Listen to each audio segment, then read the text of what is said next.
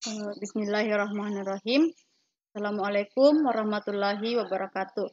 Perkenalkan, nama saya Anita, mahasiswa dari Universitas Negeri Makassar, Prodi Penjaskesrek Angkatan 2019 dengan NIM 19310404037.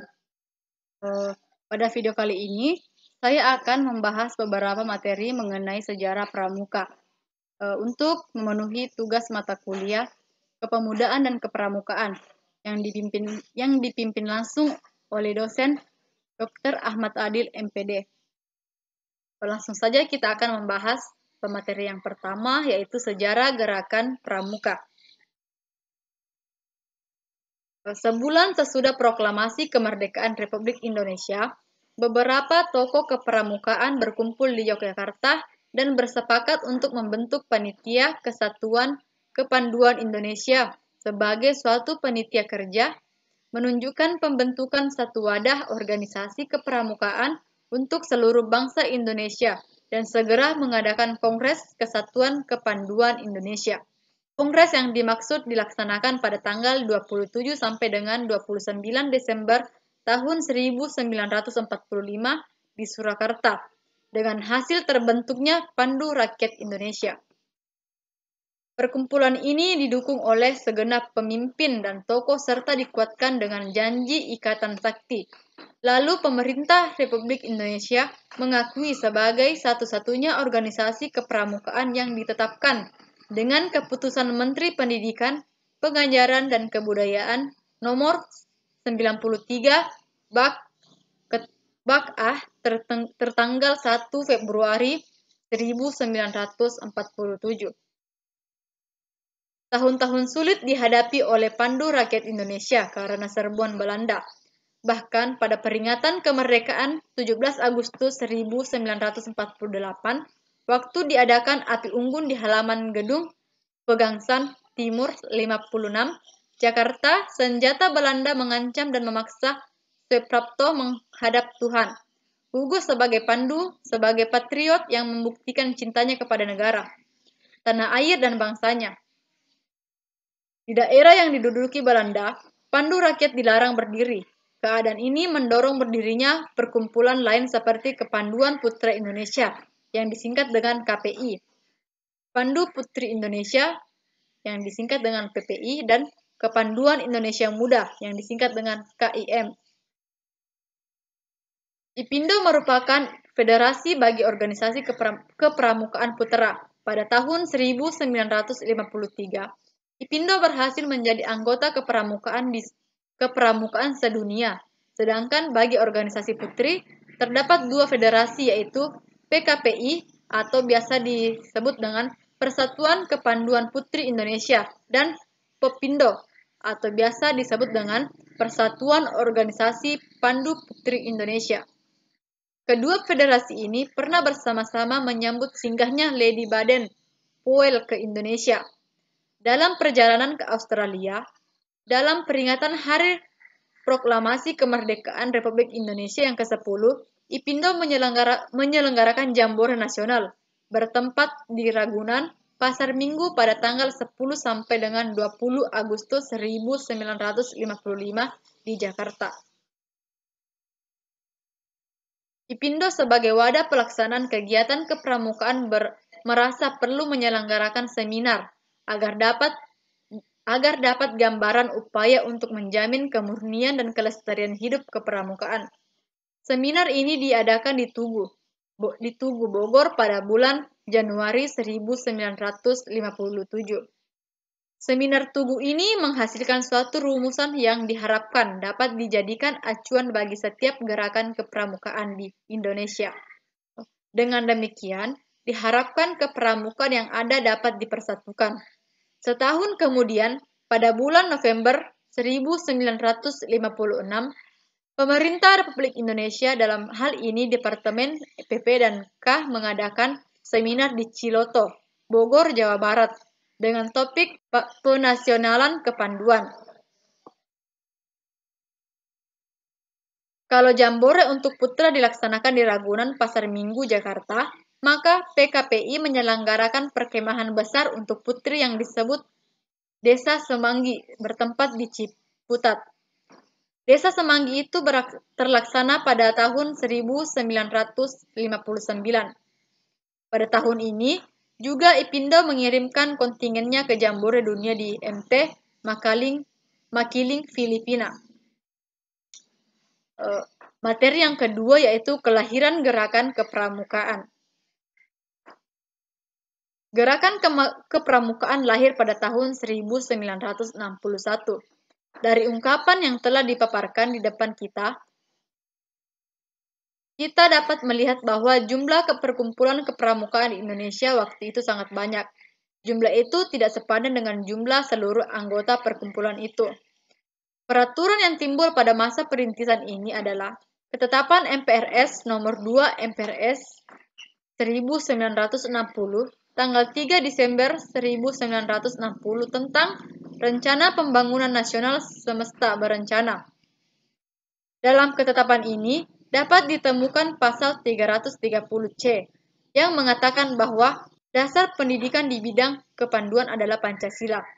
Seterusnya, penerbitan tentang kepanduan pasal 741 pada pendidikan kepanduan supaya diintensifkan yang menyetujui rencana pemerintah untuk mendirikan pramuka, pasal 349 ayat 30.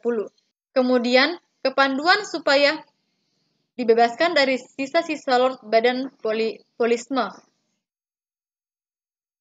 Ketetapan ini memberikan kewajiban agar pemerintah melaksanakannya. Karena itu, Presiden atau mandataris MPRS pada tanggal 9 Maret 1961 mengumpulkan tokoh-tokoh dan pemimpin gerakan kepramuka Indonesia bertempat di Istana Negara. Hari Kamis malam itu Presiden mengungkapkan bahwa kepanduan yang ada harus diperbaharui. Metode dan aktivitas pendidikan harus diganti. Seluruh organisasi kepanduan yang ada dilebur menjadi satu, yang disebut dengan pramuka. Presiden juga menunjuk panitia yang terdiri atas Sri Sultan Hamengkubuwono IX, Menteri P dan K Prof. Prijono, Menteri Pertanian Dr. Aziz Saleh dan Menteri Transmigrasi, Koperasi dan Pembangunan Masyarakat Desa, Ahmad serta Menteri Sosial Muljadi Jojo Martono. Panitia ini tentunya perlu sesuatu pengesahan dan kemudian terbitlah keputusan Presiden RI nomor 112 tahun 1961 tanggal 5 April 1961 tentang panitia pemandu pelaksanaan pembentukan gerakan pramuka dengan susunan keanggotaan seperti yang disebut oleh Presiden pada tanggal 9 Maret 1961. Panitia inilah yang kemudian mengolah anggaran dasar gerakan pramuka sebagai lampiran keputusan Presiden Republik Indonesia nomor 238 tahun 1961 tanggal 20 Mei 1961 tentang gerakan kepramukaan atau gerakan pramuka. Selanjutnya materi yang ketiga yaitu diperkenalkannya gerakan pramuka. Pidato Presiden pada tanggal 9 Maret 1961 juga menggariskan agar pada peringatan proklamasi kemerdekaan Republik Indonesia, gerakan pramuka telah ada dan dikenal oleh masyarakat. Oleh karena itu, Kepres Republik Indonesia nomor 238 tahun 1961 perlu ada pendukungnya yaitu pengurus dan anggotanya. Menurut anggaran dasar gerakan pramuka, pimpinan perkumpulan ini dipegang oleh Majelis Pimpinan Nasional atau biasa disingkat dengan MAPINAS, yang di dalamnya terdapat Kuartir Nasional Gerakan Pramuka dan Kuartir Nasional Harian.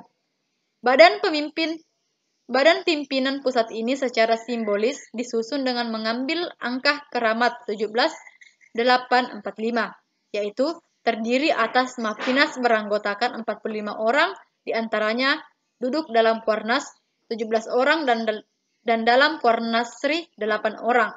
Namun demikian, dalam realisasinya seperti tersebut dalam Kepres Republik Indonesia nomor 447 tahun 1961 pada tanggal 14 Agustus tahun 1961, jumlah anggota Mappinas menjadi 70 orang.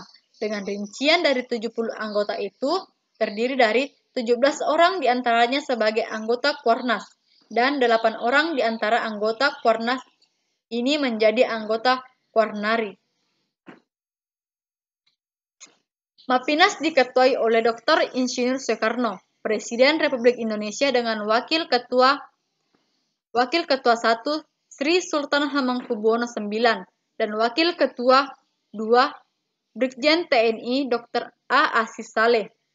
Sementara itu dalam Kornas, Sri Sultan Hamengkubuwono IX menjabat Ketua dan Brigjen TNI Dr. A. Aziz Saleh sebagai Wakil Ketua merangkap Ketua Kuarnari. Gerakan Pramuka secara resmi diperkenalkan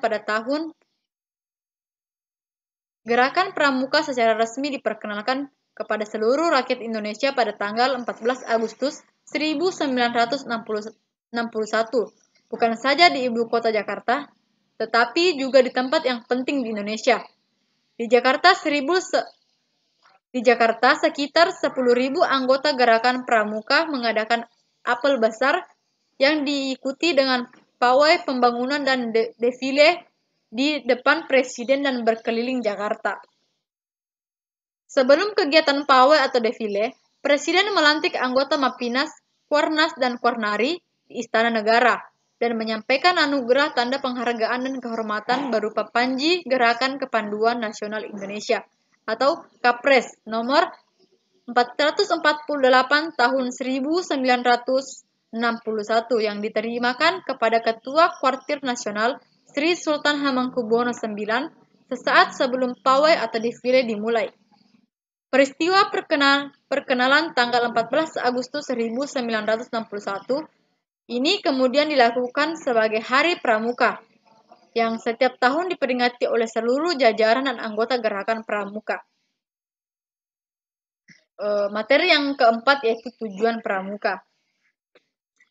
Gerakan Pramuka bertujuan mendidik anak-anak dan pemuda Indonesia dengan prinsip-prinsip dasar dan metode kepramukaan yang dilaksanakannya disesuaikan dengan keadaan, kepentingan, dan perkembangan bangsa dan masyarakat Indonesia, dengan tujuan agar, yang pertama, anggotanya menjadi manusia yang berkepribadian dan berwatak luhur, serta tinggi mental, moral, budi pekerti, dan kuat keyakinan dan beragamanya.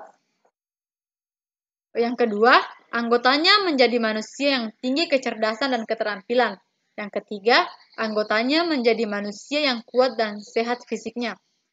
Yang terakhir, anggotanya menjadi manusia yang menjadi warga negara Indonesia yang berjiwa Pancasila, setia dan patuh kepada negara Kesatuan Republik Indonesia, sehingga menjadi anggota masyarakat yang baik dan berguna, yang sanggup dan mampu menyelenggarakan pembangunan bangsa dan negara. Materi yang terakhir yaitu lambang dan sifat Gerakan Pramuka. Lambang Pramuka di Indonesia adalah tunas kelapa yang dijahitkan di kerah kiri baju pramuka untuk wanita. Lambang Pramuka internasional yang dijahitkan di kerah kanan baju pramuka untuk wanita. Bagi laki-laki, tunas kelapa berada di kantung sebelah kiri, sedangkan lambang Pramuka internasional dijahitkan pada sebelah kanan kemeja. Emblem lokasi wilayah Gerakan Pramuka berdasarkan provinsi dijahitkan di lengan kanan baju pramuka.